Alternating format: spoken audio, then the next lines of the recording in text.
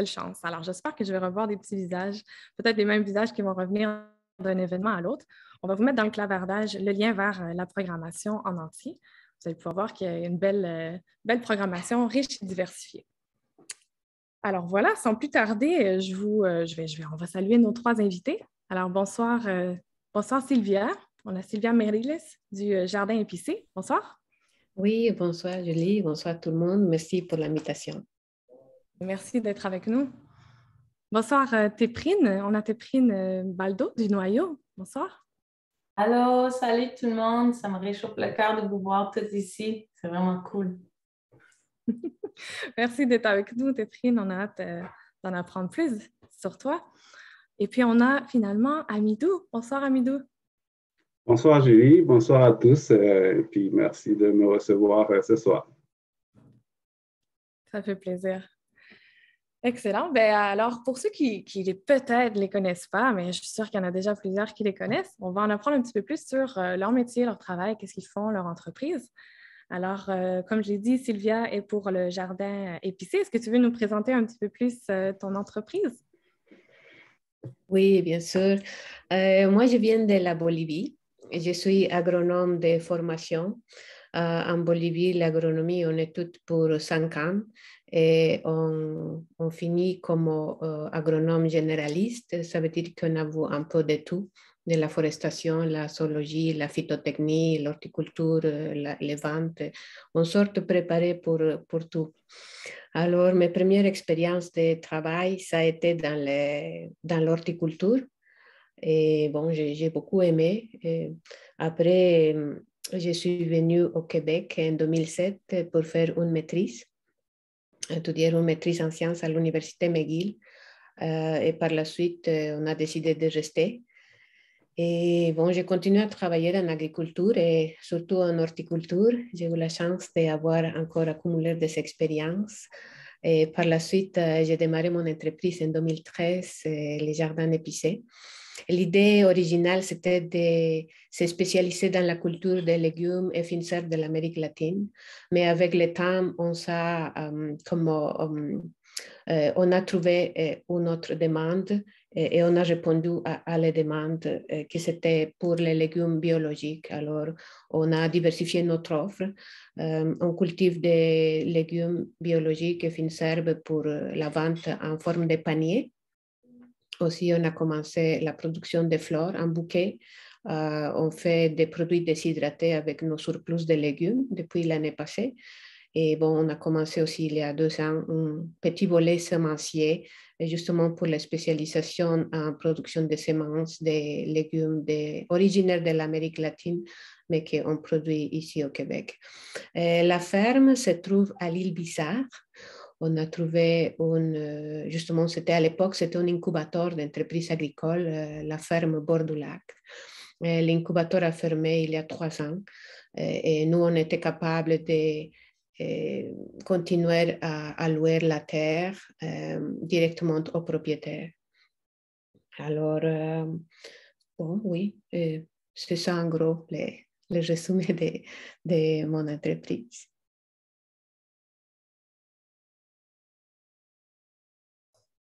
Est-ce que Téprine Baldo, tu voudrais nous parler un petit peu du Noyau ou de Zombie Seeds? Et où, en fait, les deux? Absolument. Je voulais, premièrement, j'étais un peu éblouie par tous les projets de Cultiver Montréal. Alors, c'est vraiment hâte de voir ce qui se passe à Montréal. C'est une ville qui qui est en train de croître avec beaucoup d'agriculture urbaine. Merci. Je suis très honorée d'être avec Sylvia et Amidou. Je les trouve vraiment super comme gens. Alors, être ici avec eux, je suis très reconnaissante et je veux juste prendre le temps de remercier mes grands-parents et mes mentors qui m'ont aidé à être capable d'être demandée pour parler ce soir. Moi, j'ai une ferme dans le sud du Québec, proche de Stanbridge East, alors dans le coin de Dunham, Fredericksburg. C'est pas les cantons de l'Est, c'est le Brome-Missisquoi. Alors, on est comme 10 kilomètres des frontières de Vermont. Je ne viens pas mon background était en communication et en éducation. Alors, c'est possible de faire des virements de carrière pour aller vers quelque chose qui n'était pas forcément dans les cartes. Là, on a une ferme de 5 acres. On produit des semences biologiques. Est-ce que vous voulez comme juste plus une introduction ou l'histoire de la ferme ou est-ce qu'on va vers ça plus tard? Dans le fond, le noyau, puis Zombicide, peut-être juste dire un peu, le noyau, c'est vraiment une boutique en ligne de semences variées. Est-ce que, moi, j'ai cru comprendre que tu avais aussi comme énormément de légumineuses, mais je pense que tu as aussi des fleurs, tu as plein d'autres trucs. Puis Zombicide, c'est quoi un peu exactement? OK. Alors, le noyau, c'est ça. C'est une ferme qu'on produit. Ça a commencé par la première production de semences, c'est la laitue qui a été...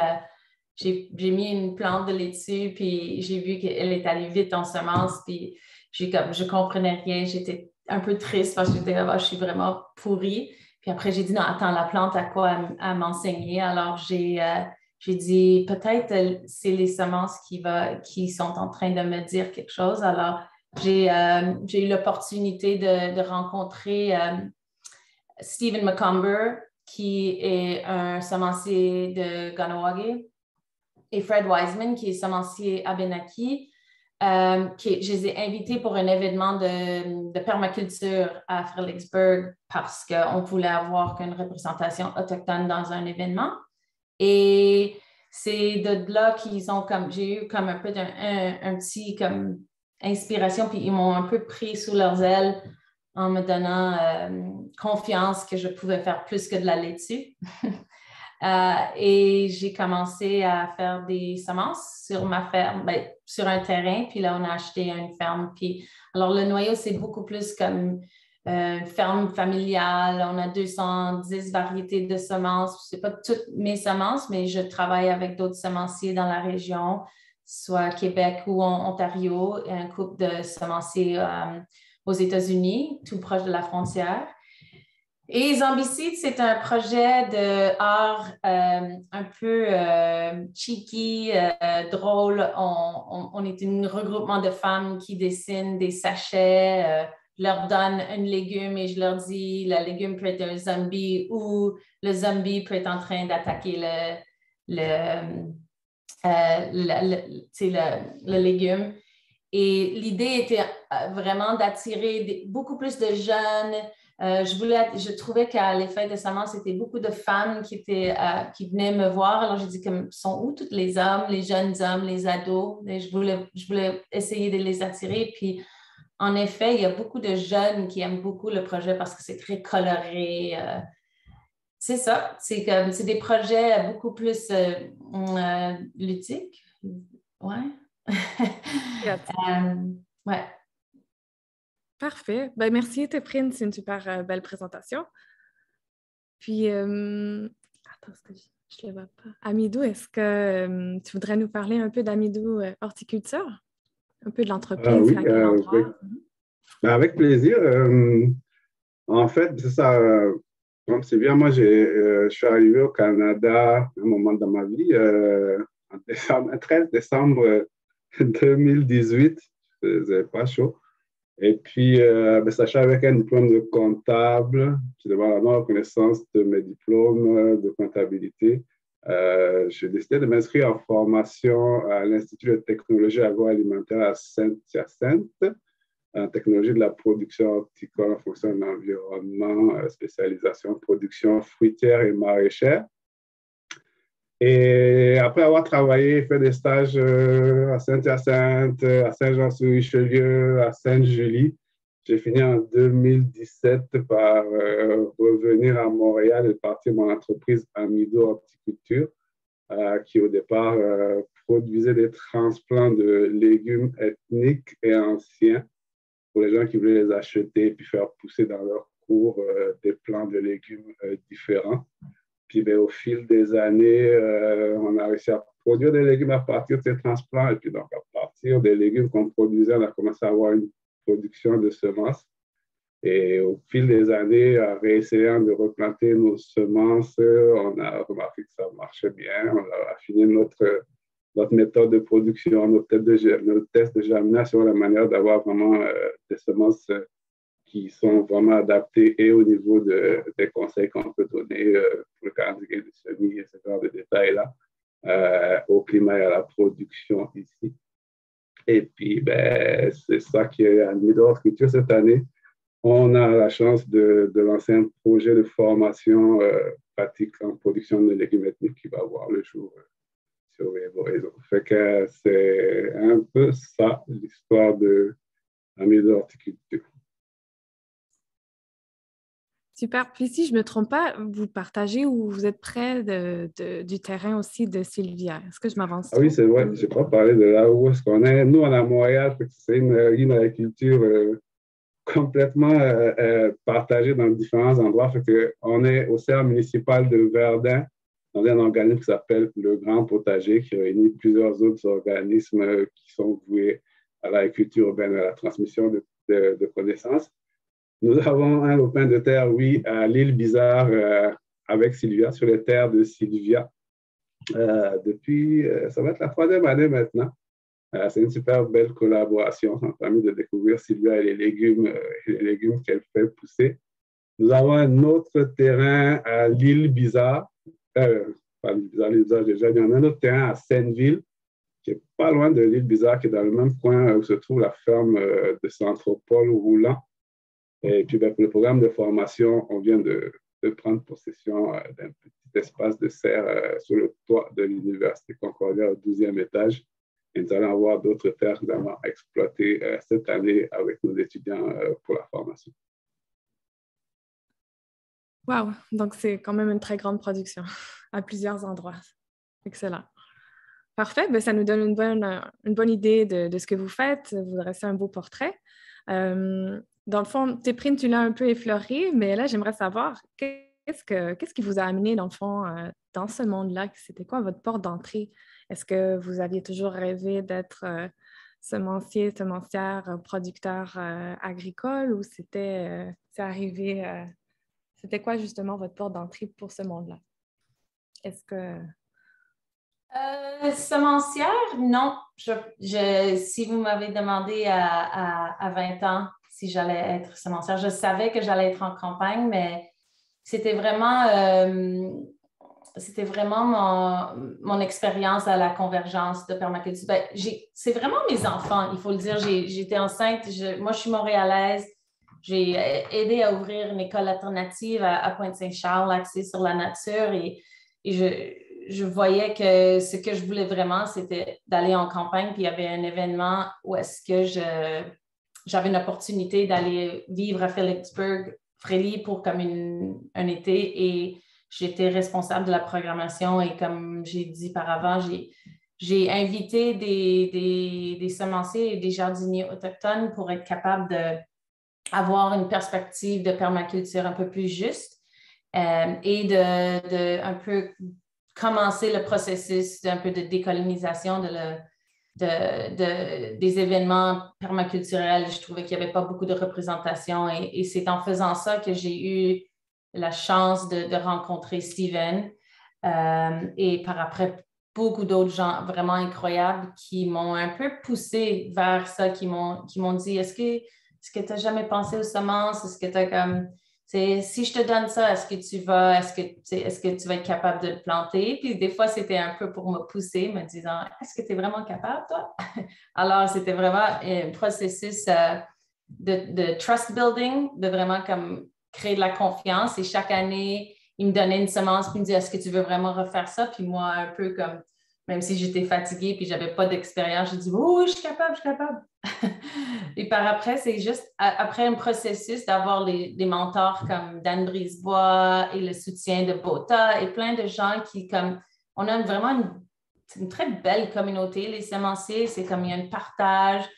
C'est l'essence elle-même de la semence, c'est que ça se partage. C'est la raison pourquoi il y a tellement de semences qui ont 100, 200, 1000 ans, c'est qu'il y a quelqu'un qui a bien aimé la semence, qui les a données à quelqu'un d'autre et par après, je lis un livre de Martin Pratchell qui parle des gens, les Mayas, qui toute leur vie, ils gardent des semences et des fois, cette semence est donnée à la prochaine, est donnée à la prochaine. Elle est tellement vieille qu'elle change de couleur, mais elle est protégée et que cette personne doit être choisie. Alors, je me suis sentie un peu choisie par ces gens-là et je prends ça très au sérieux. Et par après, j'ai découvert que j'aime beaucoup ça. J'aime beaucoup ça être dehors, que j'ai pu offrir à mes enfants aussi une vie un peu plus saine, mais non, il n'y a pas de mais. J'ai vraiment eu cette belle opportunité, puis et j'ai rencontré des gens incroyables et là, je baigne dans la bouffe. Tu sais, je suis tellement heureuse.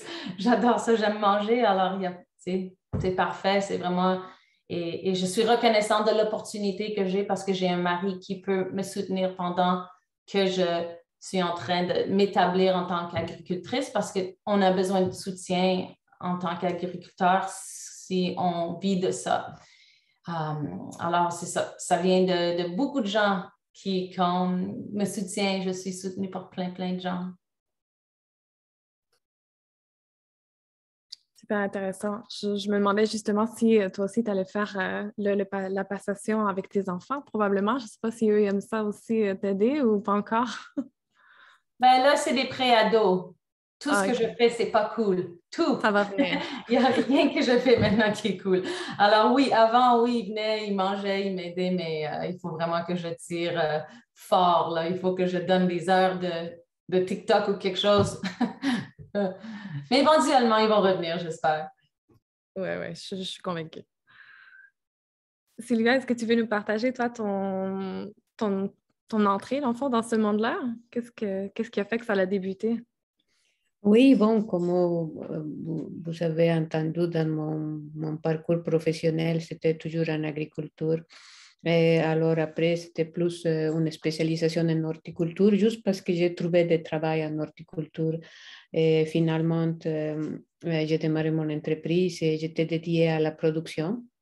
Mais dès que j'ai commencé à vendre les produits, soit les fines herbes ou l'autre produit de l'Amérique latine, les gens me demandaient, est-ce que tu as des semences? Est-ce que tu as des semences aussi? Et à l'époque, je n'avais pas trop pensé, mais j'ai constaté après les saisons qu'il y avait une demande des gens qui voulaient vraiment cultiver, et surtout avec la COVID. Et j'ai reçu des demandes des gens qui me posaient les questions si j'avais une semence de telle ou telle autre affaire. Alors, c'est là que j'ai commencé à développer aussi les volets sémenciers. Et bien, j'ai aussi vu que dans ma communauté, il y avait un besoin de trouver les légumes frais. On trouve, mais dans les marchés latino-américains, on va trouver soit congelés ou soit secs. Alors, il y a un besoin, une nostalgie d'avoir les produits frais pour pouvoir l'utiliser. En Bolivie, on va trouver les fines herbes, on trouvait dans les jardins. Ma mère, je me rappelle, elle me demandait d'aller cueillir les fines herbes pour faire la sauce et on allait juste au jardin trouver. Mais ici, c'est pas le cas avec l'hiver et tout. Ce sont des plantes à Noël. Alors, quand j'ai trouvé des plantes ici, les amis, ils l'avaient dans un pot et gardaient précieusement la plante, la quilquinia ou la huacatay. Elle la gardait précieusement parce qu'il n'y a pas ailleurs pour trouver frais. Alors, c'est ça qui m'a amené à produire les variétés dans lesquelles je me spécialisais et par la suite, commencer à produire les semences pour ma propre production et pour la vente. Super intéressant. Merci. J'ai des questions pour le Huacatay, mais on gardera les questions pour la fin après. OK. Parfait. Puis, Amidou, toi, ton entrée dans ce monde-là, est-ce que tu savais que tu voulais faire ça depuis longtemps ou c'est... Alors, je ne savais pas forcément que j'allais faire des semences, mais en fait, nous, depuis qu'on est petit, moi, je viens du Niger, en Afrique de l'Ouest, c'est un pays sahélien très proche du Sahara, donc un climat très, très, très, très aride.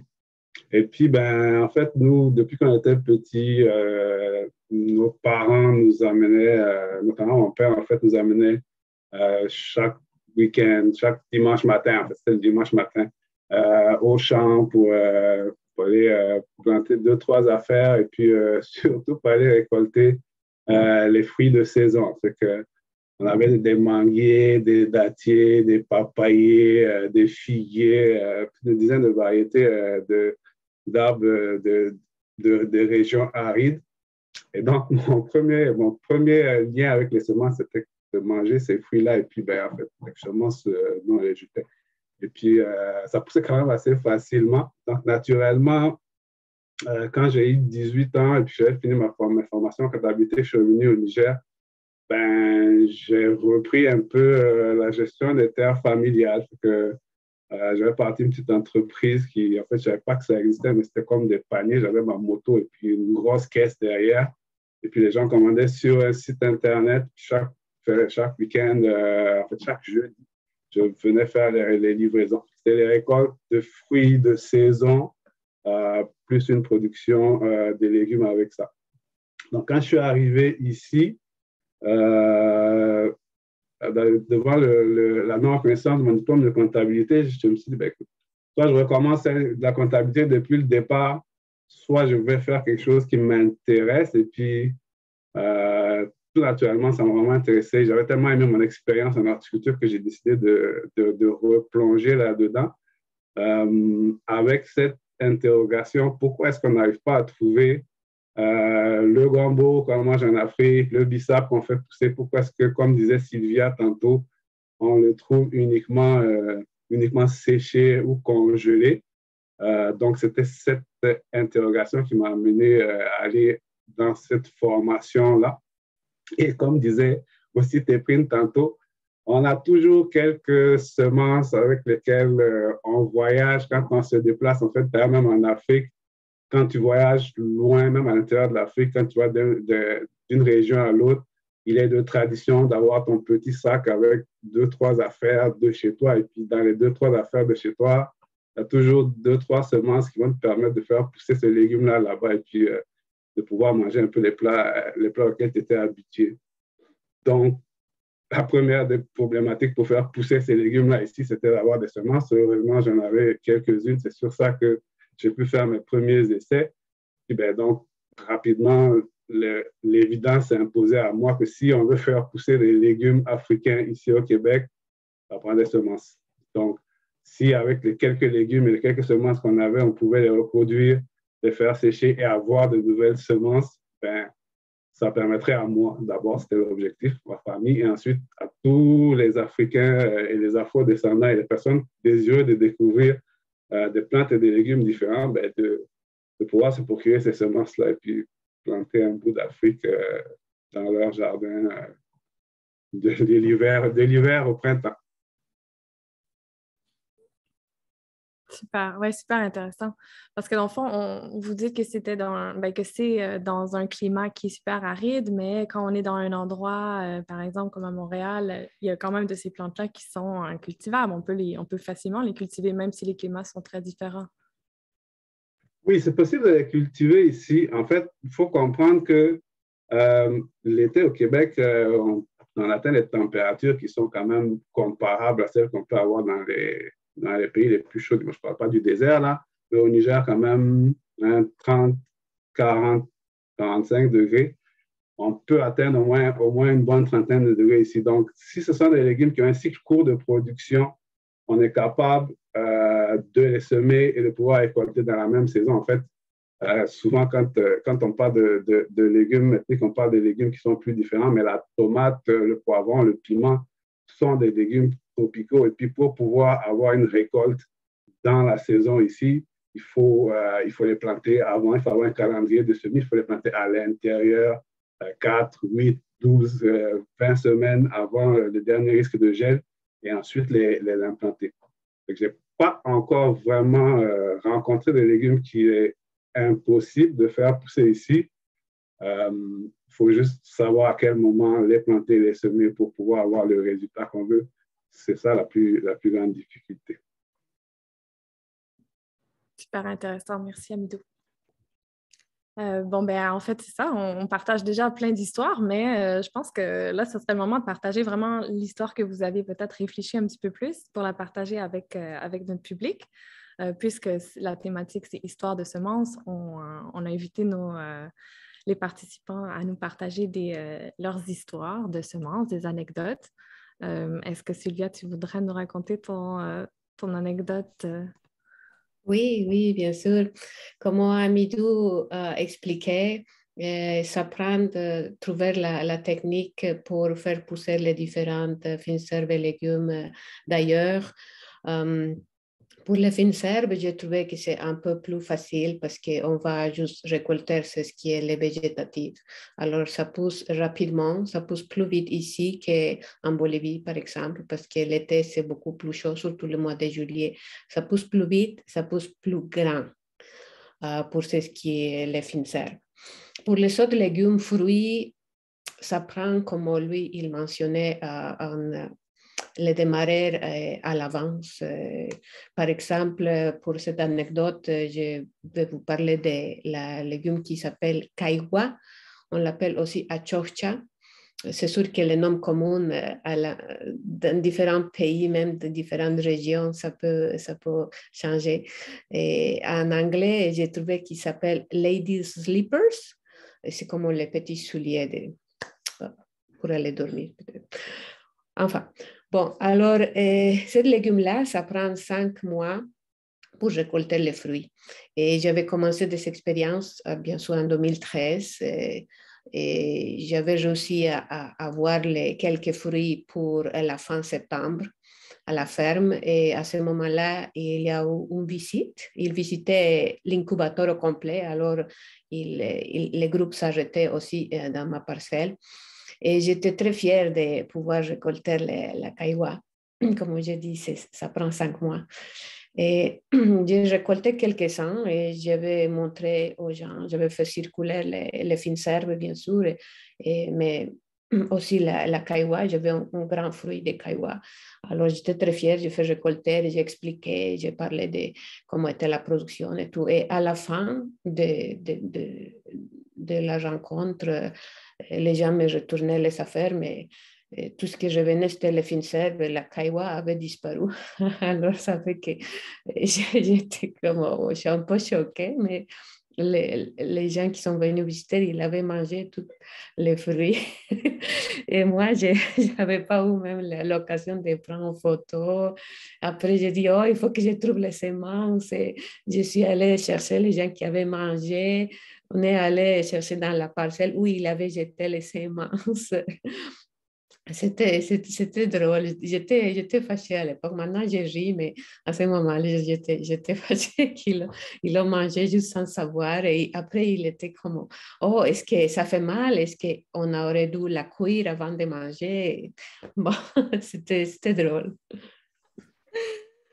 Oui, c'est très drôle. Est-ce que vous avez envie de voir de quoi a l'air la cailloua? Je pense que Sylvia t'avait préparé une photo aussi pour qu'on puisse voir. Moi, j'ai personnellement jamais vu ce fruit-là. Oui, c'est ça. Je ne sais pas si on est prêt avec les partages d'écran pour la photo. Oui, ça sent bien.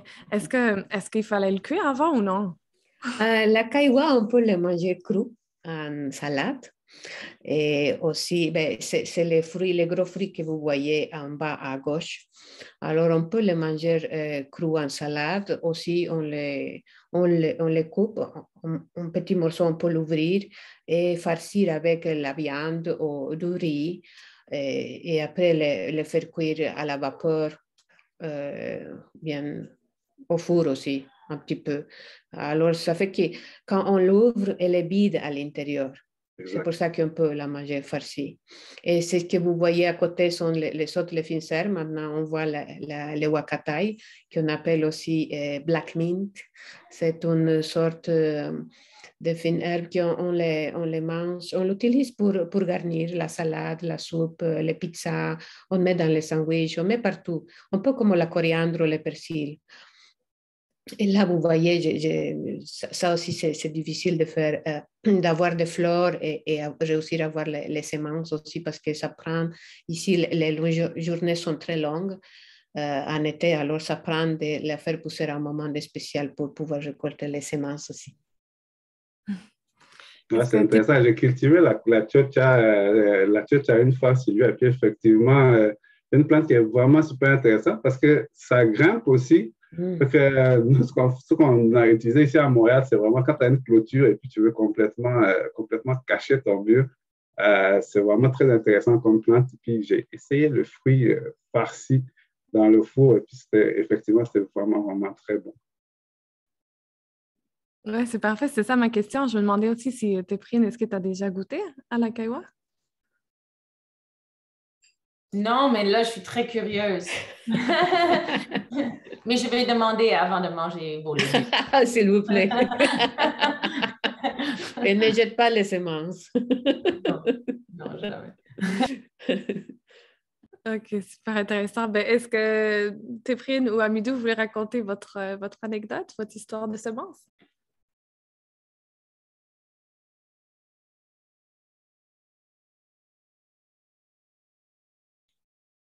Oui, oui. OK. Ben ouais, en fait, moi, on m'a demandé de ramener des produits anecdotiques. Fait que moi, j'en ai ramené deux pour le prix d'un. Il y en a une c'est comme ça, c'est le début de la recherche en horticulture. Ce qui est drôle, en fait, l'anecdote, c'est que il y a 2 ans, je suis allé à une exposition sur les pharaons et l'Égypte antique ici à Montréal. Et puis, donc, il y avait tous les vestiges, il y avait les momies, je me promenais avec ma fille. Et puis, donc, j'arrive à un endroit où derrière une vitre, ils montrent les anciennes poteries, les ustensiles que les Égyptiens utilisaient, qu'ils avaient retrouvés dans les fouilles archéologiques. Et puis, dans la même vitrine, en plein milieu, ma fille qui me tape dans un coup de coude, hey, papa, c'est ton fruit. Et là, je regarde, et puis effectivement, c'était le fruit que nous, on mange depuis qu'on est petit en Afrique. Là, ça s'appelle le doum, en fait. C'est le fruit du doumier ou du palmier doum, qu'on appelle aussi palmier égyptien. Et c'était vraiment, quand on parle d'histoire, de semences, d'anecdotes liées à la culture, j'ai vraiment trouvé ça vraiment, vraiment impressionnant de retrouver ce fruit-là et puis de découvrir en fait que c'était lié à la culture égyptienne. Il fallait une preuve de plus que l'Égypte, l'Afrique, le Niger étaient tous liés. Ça a l'air qu'on mangeait la même chose. Quand on était petit, on grignotait ça. Ils font un excellent petit biscuit avec ça. Puis quand tu as fini de le grignoter, ça donne quelque chose comme ça. La graine est vraiment super, super dure, à tel point que les défis des prochaines années, c'est de voir comment la faire amollir et puis la faire pousser. Une autre anecdote amusante, c'est que j'étais tellement persuadé de la solidité de ma semence qu'un été, je l'ai laissée sur ma terrasse en arrière. Puis figurez-vous qu'un écureuil de Montréal a réussi quand même avec ses dents à faire un trou là-dedans et à bouffer la seule graine que j'avais. On a pris 2 ans à pouvoir en récupérer d'autres. Fait que les écureuils ici sont très tough. Le deuxième fruit que je voulais vous montrer, ça ressemble à ça. Parce que je ne suis pas sûr que beaucoup de personnes l'aient déjà vu, mais c'est le fruit du baobab. Le fruit du baobab, alors évidemment, pour moi, c'est plein d'histoires, plein d'anecdotes. Pour l'Afrique, dans les légendes, forcément, le baobab, c'est quelque chose qui est incontournable. C'est l'arbre à palabres. C'est quand on construisait un village ou un nouveau royaume, il fallait toujours choisir sur une place, un endroit où, évidemment, il y a les cours d'eau les plus proches. Tu sais que tu as les routes qui ne sont pas loin, mais il fallait qu'il y ait un immense arbre qui allait servir d'arbre pour la place publique où pendant les journées où il ne se passe rien, les enfants, pendant les grandes journées de chaleur, je parlais de 40-45 degrés, allaient se mettre à l'ombre et puis jouer à des jeux qui, la plupart du temps, se jouaient justement avec des graines, qu'on jouait aux dames ou bien à des jeux avec des bouts de bâton ou bien des bouts de graines.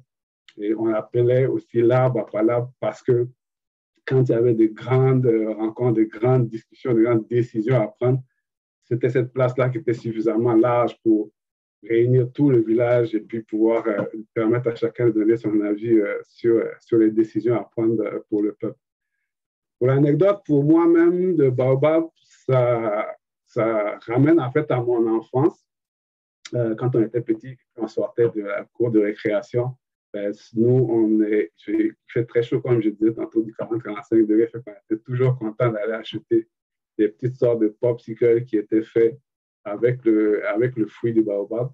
La semaine dernière, après qu'on en ait parlé, je m'en suis fait. Hein?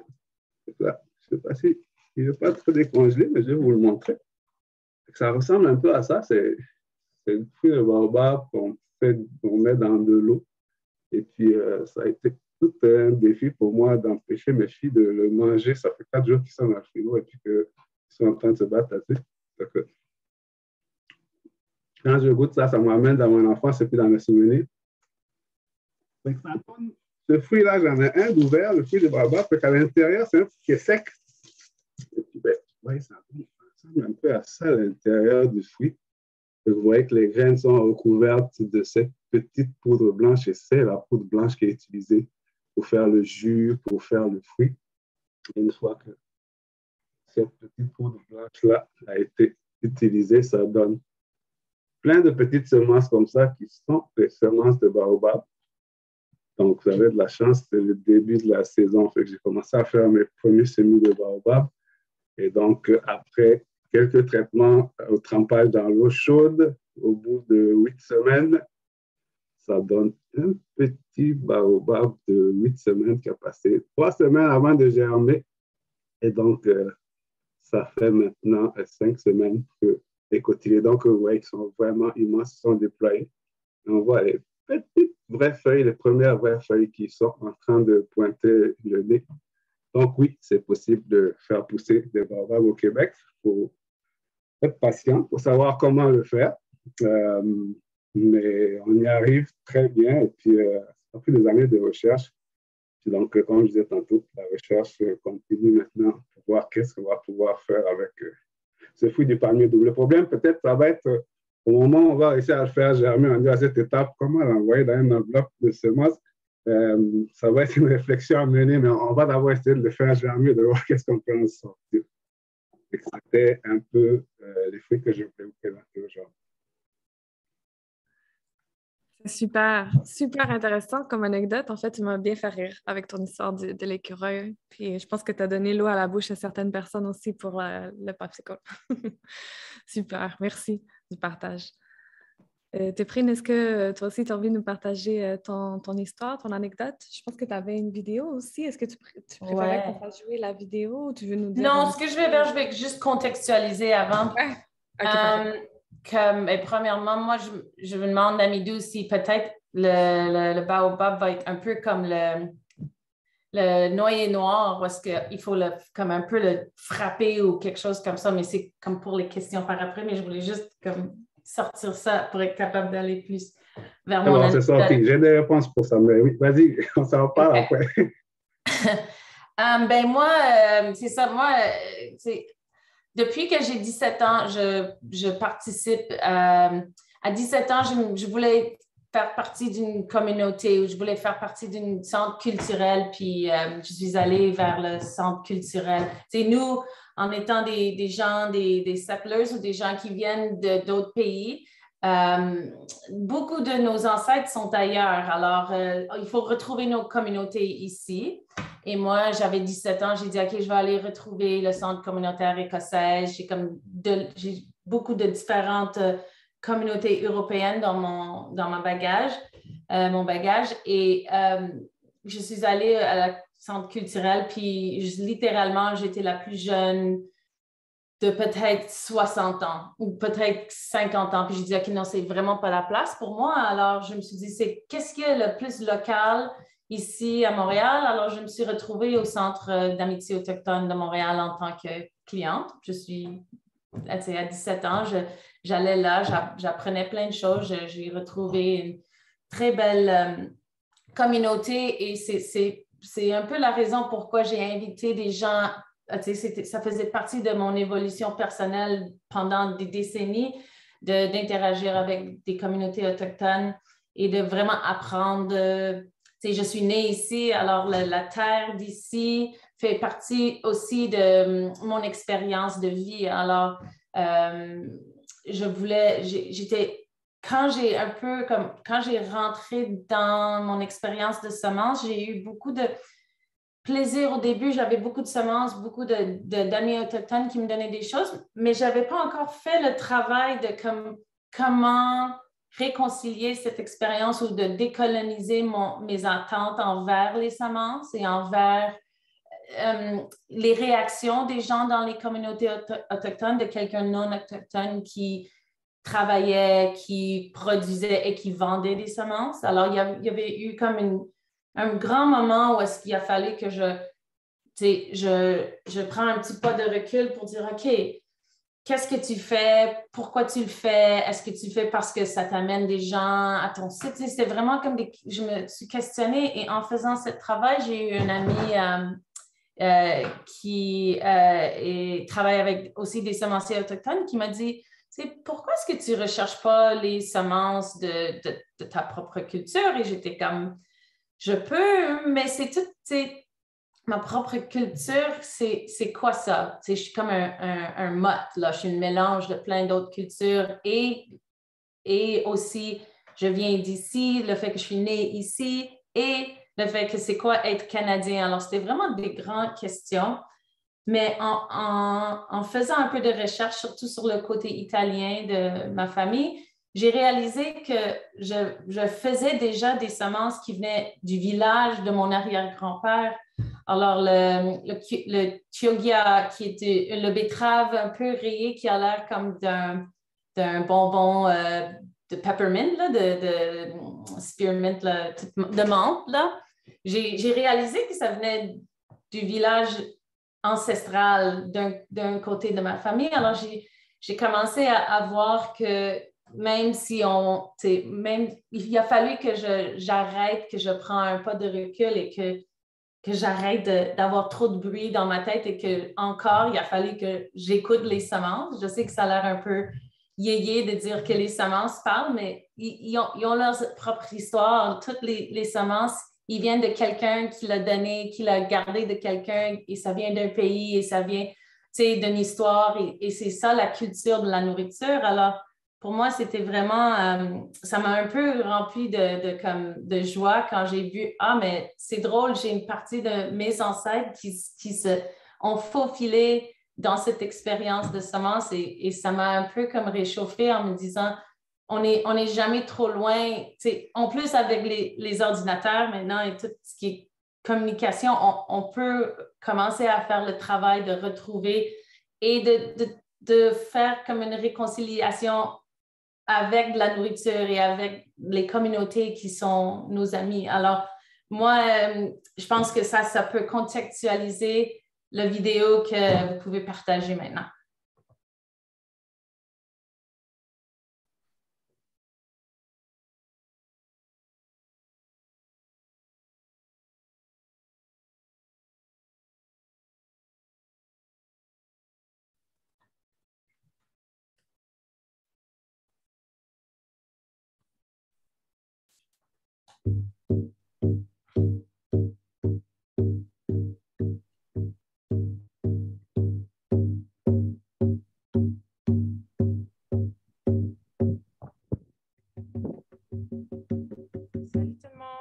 Hi everyone.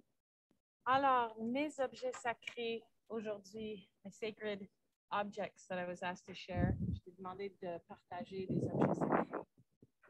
Sont très importants. Very important. Premièrement, j'ai eu ça du papa de Dayayage Alfred. C'est un corn planting stick qui est similaire à celui-là que Stephen McCumber m'a donné. C'est des cadeaux très chéris. They're very important objects that help me work with the ancestors of this land, de travailler avec les ancêtres de cette terre. Ça, I created this so that I could get in touch with my ancestors in this process of learning about seeds. J'ai créé ça pendant un atelier pour me rapprocher de mes ancêtres. Comme ils sont loin, pendant la fabrication, j'ai demandé que les ancêtres d'ici parlent avec mes ancêtres. Puis ça, c'est une collection d'haricots il y en a qui viennent des communautés autochtones qui m'ont été partagés comme the King of the Early, qui sont Abenaki. The land of the Abenakis is here, and these come from Fred Wiseman. Autant que les Seneca Cornstalk, qui sont un haricot qui a été un peu colonisé, a colonized bean that is also known as the Mayflower. So the work I do is a sort of reconciliation work, le travail de réconciliation et d'apprendre des haricots et des plantes et des semences. Et c'est la première fois que je partage le son de mon drum. It's the first time I'm sharing the drum and these objects in public. So I'm grateful for the time that people are taking to listen. Puis je suis très reconnaissante de cette opportunité de partager ces objets sacrés pour moi, pour la ferme. Merci. Bye. Thank you. Miawa. Willy Winnie.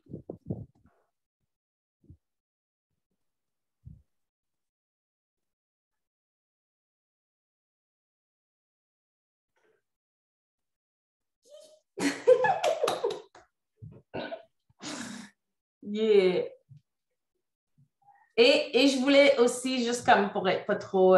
je voulais juste montrer aux gens aussi... Ça, c'est un peu le travail de Zombie Seeds. Alors, c'est vraiment comme des sachets dessinés. Et on est toutes des femmes. Alors, c'est vraiment un projet de perspective. C'est comment est-ce que les femmes perçoivent un genre de dessinage qui est souvent très dominé dans la sphère masculin.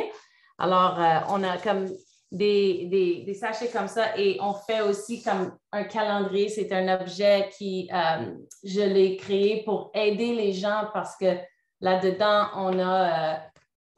avec l'aide de Stephen McCumber, il m'a montré comment planter avec la lune. Alors, on utilise comme les différents légumes et il y a aussi comme un calendrier de semis pour les gens qui sont moins comme visuels avec des images, mais plus cartésien. Alors, on a fait comme plus une affaire de ligne. Alors, l'idée de vraiment m'amuser dans le visuel était comme mon opportunité de ramener aussi mon comme How I Like Zombies. So, c'est ça, je voulais juste aussi partager ça parce que c'est difficile de contextualiser c'est quoi Zombicide si on ne le voit pas. C'est juste comme de quoi qu'elle parle. Alors, je voulais juste partager ça pour un peu faire le boucle.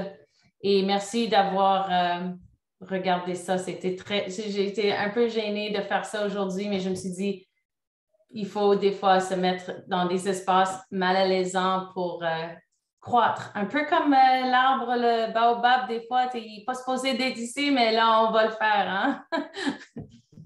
Merci. Oui, ben merci à vous trois pour vos partages. C'était super intéressant, c'était très riche. Je suis sûre que tous les participants aussi ont autant apprécié que moi. Merci. Donc là, on pourrait passer à une période de questions. Je ne sais pas si... J'ai vu qu'il y avait déjà quelques questions dans le clavardage. Même pour ceux qui voudraient, vous pouvez utiliser le clavardage pour poser les questions. Ou si vous voulez également partager des anecdotes, des histoires de semences que vous avez, soit en lien avec votre famille ou comme au niveau plus personnel, des trucs de partage, vous pouvez également les écrire dans le chat. Ça va nous faire plaisir de les lire. Les questions, c'est ça, si on ne les répond pas toutes ce soir, parce qu'on a quand même un petit... Bon, on est ensemble encore un bon bout, mais si jamais on n'a pas le temps de tout y répondre, il n'y a pas de problème, on va les conserver. Vous pourrez par la suite avoir la réponse. Les réponses vont être envoyées à tous les participants. Donc, allez-y. J'avais déjà une question. Je pense que c'est... en fait, je pense que c'était Prine qui avait posé des questions par rapport aux semences de baobab. Donc, j'imagine que c'était plus... directement relié. En fait, c'est pour toi, Amidou. Là, on va ben, j'adore ça. On se pose la question entre nous. On va en savoir plus. Oui, je pense que tu posais la question de Prine, savoir est-ce que si on knock it out ou quelque chose dans ce genre-là, ça va donner un résultat. Ben, je ne sais pas si tu parlais plus de la semence de Doom ou de la semence de Baobab, mais en fait, la réponse, c'est que dans les deux cas, c'est assez difficile avec la force d'y arriver. C'est plus un travail de patience, comme l'écureuil de Montréal. Je pense qu'il a passé l'après-midi là-dessus, tu sais, là. C'est qu'en fait, c'est vraiment petit à petit, on le mâchouille, là, puis à force de le mâchouiller, puis de le mâchouiller, on se rend compte que c'est super bon. En fait, qu'à force de mâchouiller, tu finis par arriver, comme l'écureuil, à briser le tégument. Par contre, dans le climat, d'où est-ce que ça vient, les recherches qu'on a fait, parce que c'est ça, chaque fois qu'on va chercher une semence, surtout une semence sahélienne, la question qu'on se pose, c'est quelles sont les conditions naturelles, ensoleillement, température, humidité, dans lesquelles, dans le climat d'origine de cette semence-là. Et puis, il faut comprendre que ce soit pour le baobab ou pour le doumier, les semences ne germent que quelques semaines après le début de la saison des pluies. On a 8 à 9 mois de sécheresse. Pendant ce temps-là, les semences sont là, ne bougent pas. Il fait chaud et de toute façon, on n'imagine même pas le pauvre petit baobab de cette taille-là qui sortirait la tête à 45-50 degrés sans avoir d'eau quelconque autour. Je pense qu'il mourrait. Donc, par sélection génétique, je suis sûr que les quelques-uns qui ont osé faire ça, cette lignée-là s'est éteinte. Donc, en fait, ce qui se passe, c'est que tu as des températures qui sont jusqu'à 40-45 degrés et puis tu as des pluies qui sont super abondantes, très brusques, très rapides, les pluies tropicales. Et donc, tu as ces semences-là qui sont comme baignées dans cette eau super chaude-là pendant plusieurs jours. Et c'est cette température et le fait d'être trempé dans cette eau-là qui fait que petit à petit, la semence se ramollit. En fait, ce qui est vraiment drôle, je veux dire, moi, j'ai ma soeur qui est encore au Niger, et puis je lui parle, et puis je dis, ouais, voilà, il faut que je fasse mes calendriers de semis, puis il faut que j'ai le tapis chauffant, et puis elle est comme, moi, je les jette dans la cour, et puis ils poussent. Je dis, ouais, c'est ça. Toi, tu as exactement les conditions parfaites pour que si tu les jettes dans la cour, ils poussent tout seuls. Mais donc, nous, ici, il faut qu'on reproduise ça, soit en le trempant dans de l'eau bouillante, soit en mettant justement les tapis chauffants pour aller égaler ces températures-là. Fait que, on a essayé en essayant de taper là-dessus. Pour l'anecdote, d'ailleurs, j'ai un collègue au Grand Potager, Trevor Manning de l'entreprise semi-urbaine, qui avait amené le fruit de Farrow Fruit et puis qui a essayé de le mettre sur un étau avec sa scie. Puis ce fruit-là est parti dans les airs à plus de 15 mètres. Ça nous a pris genre une demi-heure. Au moins, on était complètement découragés de le retrouver. Finalement, on l'a retrouvé de l'autre côté de la clôture dans le parc. Fait que faites attention avec les semences de Farrow Fruit. Trop drôle. Dans le fond, il y avait, je pense aussi, Théprine, tu demandais s'il y avait une amélioration de croissance des semences africaines qui avaient de la misère au début. C'est celles qui étaient peut-être moins adaptées au début. Est-ce que tu vois de génération en génération? Je ne sais pas si c'était ça que tu voulais dire, Théprine. Ben, pour Sylvia et Amidou, est-ce que vous voyez que vos semences s'adaptent, même celles qui ont un besoin de lumière différente, ou est-ce que c'est vraiment juste comme non, je ne le fais pas, ou est-ce qu'ils sont capables, est-ce qu'ils le font? Peut-être que ce n'est pas assez de temps, je ne sais pas, mais je suis curieuse. Oui, de ma part, comme on a commencé avec les semences il y a 2 ans, je n'ai pas vu un grand changement encore d'adaptation. Oui, c'est ça. Ben, en fait, moi non plus, je n'ai pas encore eu l'opportunité de voir cette adaptation-là. Par contre, ce qu'on fait, c'est qu'à chaque année, on a certaines parcelles qui sont plus expérimentales, en tout cas sur lesquelles on les laisse pousser jusqu'au bout. Et puis, on essaie toujours de récolter les fruits des plants les plus précoces, une petite quantité qu'on met de côté, qu'on va essayer éventuellement pour voir si ce critère de précocité-là, on arrive à le reproduire. On prend les graines des fruits qui sont les plus productifs. On identifie comme étant les graines des fruits productifs et que donc on conserve pour voir si ce critère de haute productivité-là peut être conservé. C'est un travail de plusieurs années, mais c'est justement ça qu'on essaye de faire dans notre travail de semencier en milieu d'horticulture, c'est de voir si au fur et à mesure qu'on récolte les fruits ou les semences des fruits qui répondent à certains critères, on est capable d'aller chercher ces critères de précocité ou bien de haute productivité.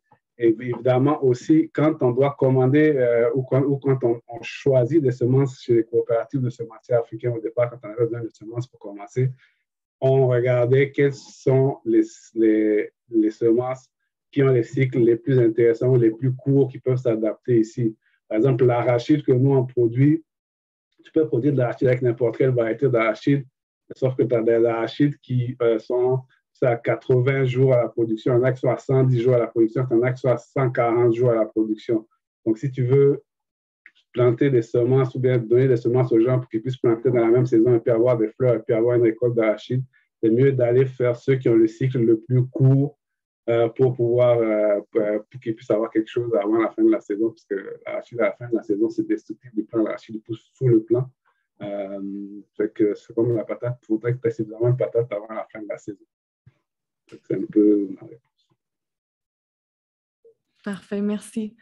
Il y a Samar qui demandait, Téprine, est-ce que vous avez lorsque vous avez dit planter avec la lune, est-ce que vous avez bien dit, en fait, il voulait savoir si vous avez bien dit planter avec la lune. Si oui, ça consiste en quoi?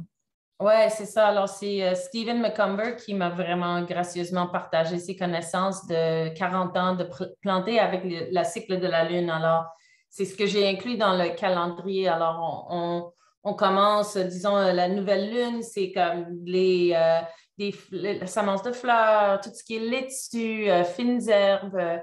Quand on arrive plus à la première croissance de la lune, la lune croissante, ouais. Croissante. Anyways, on commence tout ce qui est comme qui va avoir des fruits comme les tomates, les poivrons, la pleine lune et aussi, ça c'est quand on commence les choses à l'intérieur, mais aussi quand on a la pleine lune, on a tout ce qui est comme on fait du semi-direct à l'extérieur, comme tout ce qui est racines et comme quand la lune commence à faire la décroissance entre la pleine lune et la lune décroissante, on peut faire tout ce qui est comme des zucchinis, des melons. Mais dès qu'on arrive à la lune décroissante jusqu'à la nouvelle lune, on ne fait rien, on travaille le sol. Ça nous donne un peu aussi le temps de dire qu'est-ce que j'ai fait, qu'est-ce que je dois faire. Alors, c'est avec ces expériences, et moi, j'ai déjà vu des différences quand j'ai fait disons si j'ai mis des courges dans le sol pendant le temps qui était comme approprié et j'ai dit, ah oui, j'ai oublié de mettre ça, puis je le mets. L'autre, je vois qu'il y a une déphase de la croissance, surtout si je le plante, je dis, OK, je n'écoute pas les règles et c'est proche de la lune décroissante. Je vois que c'est juste un tout petit peu plus long pour la plante de faire ce qu'elle a à faire. Tout est possible, mais j'ai vraiment aimé le fait que Stephen m'a partagé cette information et qu'il m'a dit, oui, tu peux le mettre dans le calendrier pour aider les gens. C'est comme une guide lunaire qui est liée aussi avec l'approche Waldorf, je pense, Steiner. Lui avait une approche de même beaucoup plus poussée que ce que j'ai appris avec Stephen d'une autre manière. Mais oui, c'est avec les cycles lunaires. Merci. Merci, Téprine, pour la réponse. Il y a Andréno qui demande si c'est possible de nous nommer vos coups de cœur en provenance de votre pays d'origine. Ou ça peut être vos coups de cœur tout court. Est-ce que vous voulez les partager avec nous? Si c'est un, deux, est-ce qu'il y a une plante qui vous est préférée, favorite? Oui, de ma part, j'aime beaucoup la quilquiña. C'est la coriandre bolivienne. J'ai trouvé le nom en français pour faire plus facile. Il y a des goûts qui ressemblent un peu à la coriandre, mais c'est quand même très spécial. Alors, j'aime beaucoup cela, en particulier ça, avec l'odeur, l'aroma. Je voyage, je suis à nouveau dans ma cour en Bolivie, en Cochabamba. Est-ce que tu pourrais l'écrire ou comment on l'écrit, si on peut l'écrire dans le chat? OK, oui, je vais l'écrire pour tous. Pour alimenter nos recherches Google par la suite. Oui, bien sûr. Merci, Sylvia. Est-ce que, Amido ou Téprine, vous avez aussi des plantes coup de cœur? Oh, j'en ai beaucoup, hein, mais si on en parlait d'une qui me tient à cœur, que j'ai eu de la misère aussi à avoir, c'est le Kenkeliba. K-I-N-K-E accent aigu L-I-B-A. Ça s'appelle la tisane de longue vie aussi, parce qu'en fait, ce sont les feuilles de cette plante-là qui sont utilisées soit comme décoction, soit comme tisane. On ajoute un peu de miel et puis un peu de citron, de citronnelle, là, c'est super délicieux. Et ça a la réputation d'être une plante qui faciliterait la guérison contre la guérison quand on est atteint de la malaria ou le paludisme. Mais en dehors de ça, c'est une plante, en fait, c'est une tisane que tout le monde consomme en Afrique de l'Ouest et même quand on va dans les magasins ou les épiceries africaines, on trouve tout le temps le sachet de feuilles séchées de quinqueliba qu'on utilise pour faire cette tisane à la maison qui a vraiment pour moi une senteur de citronnelle citronnée en fait. C'est ça, c'est vraiment très bon, très intéressant et puis en plus ça fait du bien à la santé. Pourquoi pas? Il y a un vrai et puis un faux quinqueliba. Pendant longtemps, j'avais le faux quinqueliba qui est aussi bon, là, mais c'est les graines qu'on utilise, qu'on torréfie plus pour aller faire comme un ersatz de café. Mais celui que je voulais, c'était le quinqueliba, ce qu'on appelle quinqueliba du Mali. Finalement, il était dans le champ de mon père, à côté du puits pendant toutes ces années. Quand je suis allé il y a quelques années que j'ai retrouvé cette plante-là là-bas. Voilà. Je prends des notes. Est-ce que Théophile, toi, tu as une plante préférée? Un coup de cœur? Cette année, oui, absolument. Une anecdote, quand j'étais petite, une journée, j'étais très gourmande, comme d'habitude. Puis il faisait très chaud et j'ai mangé toute une assiette de melon d'eau. Et j'étais terriblement malade, mais comme j'ai pu toucher le melon d'eau pour comme 30 ans, là, j'étais dégueulassement malade. Et mon amie Janice Brandt de Tyendinaga, qui est un Mohawk, semencière incroyable, elle aussi, ça fait des décennies qu'elle travaille là-dedans. Elle m'a donné des semences d'un melon d'eau américain qui s'appelle Moon and Stars. Et je l'ai produit et je l'ai mangé. Comme j'ai dit, OK, t'es prête, c'est niaiseux, arrête. Puis j'ai mangé un morceau et j'étais comme, ah, mon cœur était cassé en deux. J'étais comme, pourquoi t'as attendu 30 ans pour manger de melon d'eau? C'est tellement bon.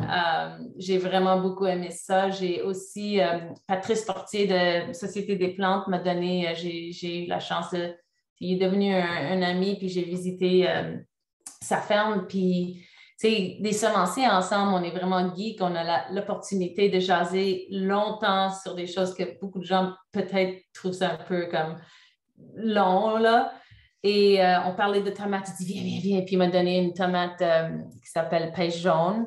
Puis c'est vraiment incroyable. J'en ai produit cette année. Puis c'est comme manger, si on peut manger le velours, là, c'est exactement ça. Même, elle est charnue, elle est douce, elle est comme une pêche, là, puis elle a un goût comme j'ai très peu de tomates que j'ai goûté comme ça. Alors je l'ai produit cette année. Puis j'étais toujours comme, chaque fois que quelqu'un venait à la ferme, je leur donnais mange ça.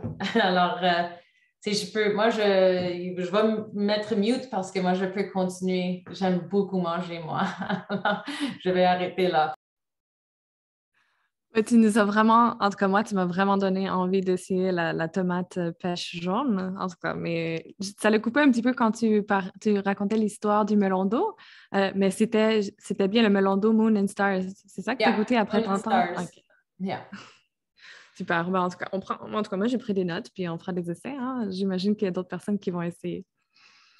Il y avait des questions aussi d'autres questions par rapport au baobab. Julie Métivier qui demandait si c'était possible un jour d'avoir des fruits sur le baobab ici dans notre climat. Ah, la question qui tue. En fait, jusqu'à présent, on n'a pas eu de fruits. Le baobab le plus vieux qu'on a sont des baobabs de 8 ans. Ce que existe depuis 2017 fait que la plupart des clients qui en ont sont des baobabs de 2022 ou 2017. Là. Par contre, dans les recherches que j'ai faites, ont montré, en fait, et puis les informations que j'ai eues au niveau de la faculté d'agronomie au Niger, à Niamey, quand je suis allé, sont qu'en fait, il y a une maturité physiologique que doit atteindre l'arbre de baobab avant de produire des fruits. C'est que selon le cultivar de baobab, c'est un baobab du Sahel, de Madagascar ou d'Australie, c'est une maturité physiologique qui est 10, 15 à plus avant que l'arbre soit suffisamment mature pour pouvoir commencer à produire des fleurs et des fruits. En fait, d'une manière générale, même le baobab en Afrique c'est pas cultivé en champ, c'est comme quelque chose qui pousse. Puis que les graines elles tombent, puis que les gens les mangent, puis que les gens les rejettent partout quand ils ont fini de les manger. Puis quand les conditions sont favorables, ça pousse. D'ailleurs, c'est vraiment impressionnant. Quand je suis allé il y a 2 ans maintenant, la fleur du baobab, c'est comme une fleur en bois. Et elle est sèche, elle a vraiment comme une forme de bracelet. C'est vraiment hallucinant qu'une chose comme ça soit vivante et puis grandisse et puis finisse par donner un fruit. Donc, je n'ai pas encore vu de fruits de baobab ici. Donc, les gens achètent les baobabs, surtout pour la légende, parce qu'ils ont entendu le petit prince de Saint-Exupéry, parce qu'ils savent que c'est l'arbre à palabre, parce que c'est un arbre qui peut vivre plusieurs centaines d'années, puis que donc, en parlant de transmission, c'est un arbre qui peut être passé de grand-mère en fille, en petite-fille, en petit-fils pendant plusieurs années. Le baobab de la grand-mère qui est dans le salon. Beaucoup de gens les achètent aussi pour faire, parce qu'ils veulent faire des bonsaïs. La croissance est très lente, fait qu'à l'intérieur, on peut le faire. C'est à faire à suivre. Super, merci. Il y a Pierre qui demandait pour Sylvia, vos semences sont pour quelle zone? Bon, nous, comme je cultive à la ferme est en zone 5. Alors, oui, normalement dans cette zone-là, on les cultive comme annuel, mais dans mon pays, ils restent. Ils vont rester plusieurs, 2 ans, 3 ans, ça reste. Ou ça se ressème aussi facilement. Parfait, merci Sylvia. Pour rester dans les questions avec des zones, il y a Judith Gravel qui demandait à Téprine, je pense que c'est par rapport au guide lunaire. Elle dit, j'imagine que ça s'applique à la zone 5. Est-ce qu'il y a un guide lunaire pour la zone 3? Ben, comme je travaille pas dans cette zone, je veux pas comme l'induire en erreur, mais les cycles lunaires vont avoir les mêmes influences dans la zone qui sont parce que ça fait partie de où est-ce que comment la Lune tire sur la planète. C'est plus c'est quoi la longueur de la journée et c'est quoi comme est-ce qu'il faut que toi tu commences un piment à l'intérieur 1 mois avant moi, mais dans le même cycle de la Lune. C'est plus quelque chose comme ça. Et si jamais tu as des questions, je pourrais réfléchir là-dessus parce que vous n'êtes pas la première personne qui m'a demandé même d'écrire sur mon calendrier que c'est zone 5 parce qu'il y a des gens peut-être qui vont l'acheter puis ils vont commencer quelque chose à Kamouraska quand que c'est pas forcément, ils devraient commencer 1 mois en avance, toute la même chose, mais décalé à la place de commencer au mois de mars, on commence au mois de février. Alors, ça me donne mon homework pour le mois de février. J'imagine que tu as déjà beaucoup de homeworks. Oui.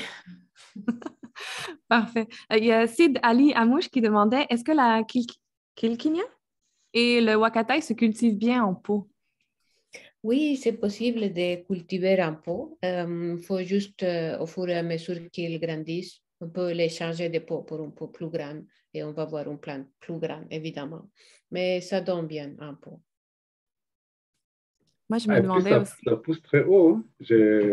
Sylvia m'a gentiment donné des plants l'année dernière qu'on a mis dans la serre et puis ça va à 2 mètres, 2 mètres 50, là, ça touche le plafond. Hein. Oui, ça va pousser très grand avec la chaleur. Ouais. Le Kilkinia qui va jusqu'à 2 mètres ou le Wakatai, ça va très haut? C'est ça? Les deux, les deux que j'ai dans la serre, ils font la concurrence pour la lumière. Oui. Est-ce que Un peu plus tôt, Sylvia, tu disais qu'elle vous les conserviez à l'année, ces plantes-là. Est-ce que vous les rentrez à ce moment-là ou c'est juste vraiment pour l'été, vous gardez les semences puis vous les ressemez?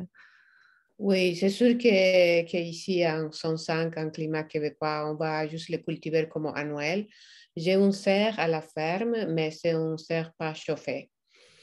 Et alors, je les cultive seulement comme annuel. Mais en Bolivie, c'est possible ça reste plusieurs mois, même 2 ans, 3 ans, ça peut rester.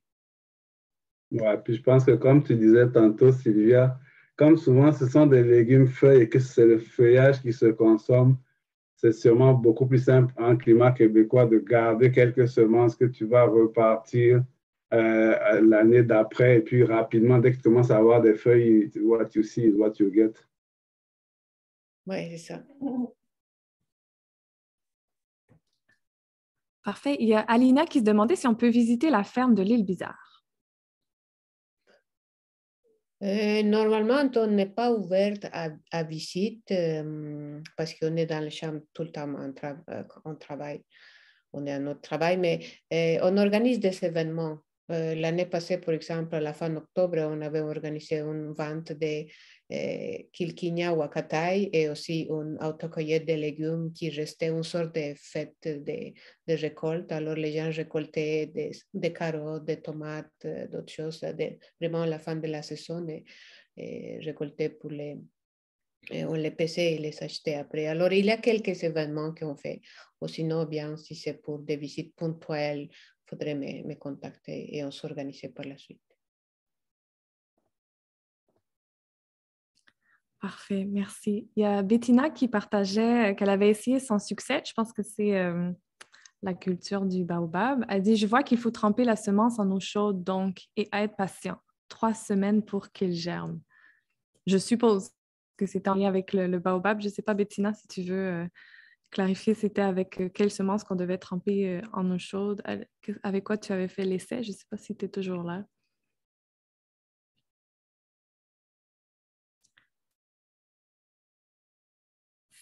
Sinon, il y avait Tuprine qui demandait est-ce que les semences sont mangées par les animaux et un peu travaillées d'eux-mêmes?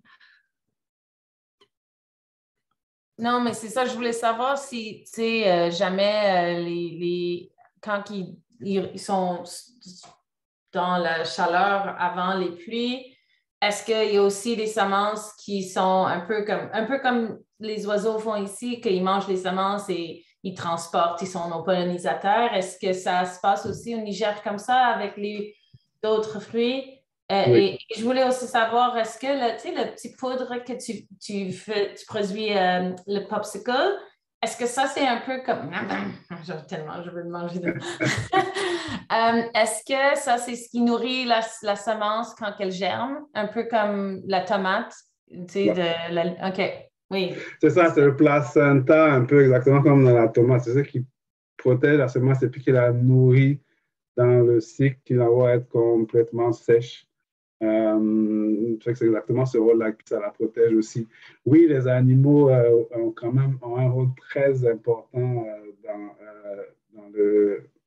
dans le processus de dégradation des téguments de certaines plantes. Beaucoup les bovins, là, les vaches qui passent et puis qui mangent tout ce qu'il y a et puis dans leur panse, avec toutes les digestions et puis les cycles digestifs finissent quand même par les dégrader. D'ailleurs, le baobab, en fait, le fruit de baobab, on l'appelle le pain de singe parce que c'est quand même très haut un arbre de baobab et puis ceux qui sont les plus friands de ça, c'est les tout petits singes là, au Sahel, là. Et puis, ben, ils vont monter là-dessus. Et puis, pas fou, quand ils n'arrivent pas à casser le fruit en haut, ils le laissent tomber de moins de 10-15 mètres. Là. Et puis, enfin, quand ça éclate, ben, ils viennent récupérer ces graines-là, ces fruits-là pour les manger. Donc, il y a une partie qui reste sur place et puis qui germe quand les conditions favorables sont là. Puis, il y a une autre partie qui est distribuée par eux autres, qui se battent entre eux pour s'arracher le petit morceau. Et puis, quand ils se promènent avec ces fruits-là, en les mâchouillant dans leur bouche et retournant dans leurs différents arbres pour se protéger. Super, merci. Merci du partage. Je Il reste une dernière question de Isabelle Cordeau qui demande si vous avez de la difficulté à importer des semences. Est-ce que c'est une difficulté, ça? Ou... Bon, c'est sûr que pour le début de nos productions à l'époque, on a dû amener, j'ai apporté des semences de Bolivie. Comme ce sont des semences en petite quantité, à la frontière, il m'avait dit qu'il faut que ça soit dans des sachets. Parce que si vous amenez des semences qui sont de votre jardin, qui ne sont pas identifiées comme il faut, il ne peut pas rentrer. Alors, c'est comme ça que j'ai amené au début et après, bon, juste faire la production ici. Exact.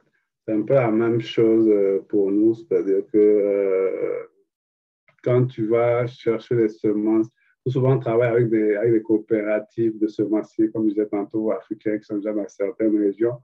Et puis en fait, ce sont des semenciers aussi. Donc, ils en sachent les semences, ils les identifient. Souvent, il y a un processus de désinfection qui est fait et puis qui est indiqué sur la semence.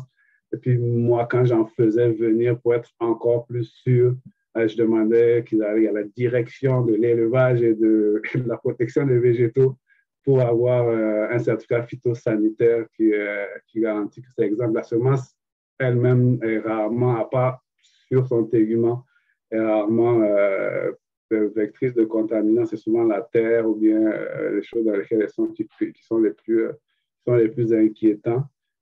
Et c'est aussi la raison pour laquelle on essaye de plus en plus et on s'est résigné à essayer de produire nous-mêmes les semences ici. Parce que le fruit, tu l'as séché dans ton garage et puis tu sors les graines. Made in Québec. Mm-hmm. Il y a très peu de... Il y a comme une patate, ça ne peut pas rentrer. Il y a des semences qui juste sont... Ça aussi, c'est université à université ou quelque chose de même. Il y a quand même un système assez rigoureuse qui, disons, les semences, ils vont à Saskatchewan. Si c'est des gros lots, il faut qu'ils soient identifiés, ils vont les tester et après, ils vont être envoyés à un grossiste ici au Canada pour être après une distribution pan-canadien. Puis il y a des cours pour les semenciers ou même des gens qui veulent être, je ne sais pas comment ils appellent ça en français, mais en anglais, c'est Authorized Importer. Et tu deviens quelqu'un qui a le droit de faire de l'importation de gros lots de semences. C'est même quelque chose que moi, je réfléchis à peut-être faire juste parce que pourquoi avoir besoin de payer le frais à travers un semencier américain si je peux avoir directement d'un agriculteur avec qui j'ai confiance. Alors, c'est toute une autre chose, la légalité des semences. Il y a des pour et des contre. Et ça, je pense que c'est une longue discussion qu'on pourrait avoir parce que je comprends pourquoi, mais des fois, il y a des raisons qui sont pas toujours top, à mon avis. Mais anyways, c'est ça. Il y a quand même des lois assez strictes. Merci de la précision. Je regarde l'heure, puis je me rends compte que ça a passé comme un claquement de doigts. Ça a passé rapidement. C'est super intéressant. On a eu un bel échange. Merci beaucoup, Amidou. Merci, Téprine. Merci, Sylvia. Ça a été une super table ronde d'ouverture. Ça lance vraiment bien le bal pour les prochains événements qui sont à suivre. Donc, je répète qu'on a une programmation jusqu'à dimanche. Il y a plusieurs autres événements. On va mettre encore dans le chat le lien vers toute la programmation. On vous invite à nous suivre. On va revoir aussi Amidou puis Téprine, je pense, très bientôt, dans les prochains jours pour d'autres foires aux questions. Merci beaucoup. Merci. Si vous voulez si vous voulez saluer les participants, vous pouvez le faire, mais ça serait tout pour ce soir. Merci beaucoup. Bonne soirée. Merci tout le monde. Merci à tous. Merci d'être venus nous voir. Et puis, allez voir sur nos sites. On a plein d'autres légumes à vous faire découvrir des affaires bizarres. Oui, merci beaucoup et contactez-nous pour le site Internet pour répondre aux autres questions. Oui, et le printemps, il arrive vite, promis.